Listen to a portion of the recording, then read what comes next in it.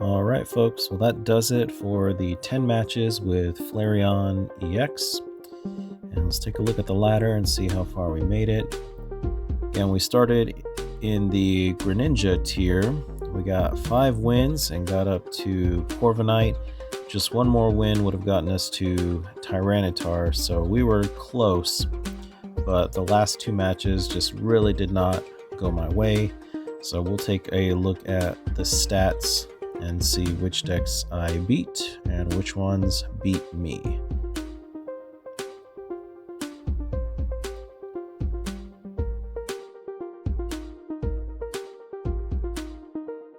So as we look at the stats, like I said, 5 wins, 5 losses. We actually started Flareon with a loss against another Flareon deck. They also ran Sylveon, which the Angelite attack that lets you shuffle 2 of the bench Pokemon back into the deck. Crazy disruptive, it really threw me off and I just was not able to get into that game. I won the next one though against a Yanmega EX, and that's a fun deck that I've considered trying out just to see what it can do and who I can pair it with. Then I lost the next 2. It was a Dragapult EX and a Marnie's Grimmsnarl EX. And even coming into it, I kind of had a feeling that, you know, those stage 2 EXs is where I would really struggle, and on those I definitely did.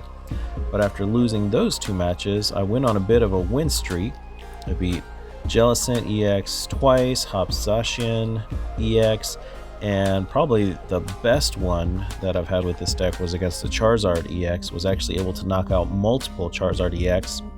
I think probably due in part to the fact that, you know, in people's minds, Charizard is fire, so you always think about, you know, what the weaknesses of fire are. But the Terra Charizard, the dark one, is weak to grass, just like Marnie's Grimmsnarl is. And that's why this deck runs the Leafeon, was able to hit that second Charizard for 600 damage, one-shot it.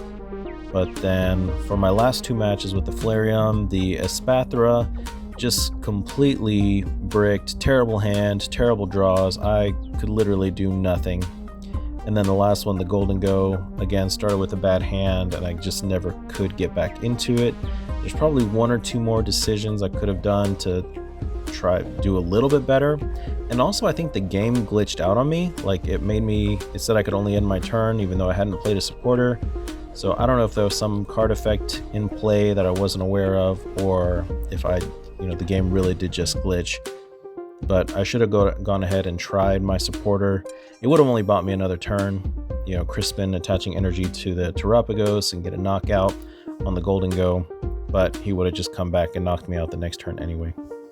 So that's it for Flareon EX. 5 wins, 5 losses, so total record 10 wins, 10 losses.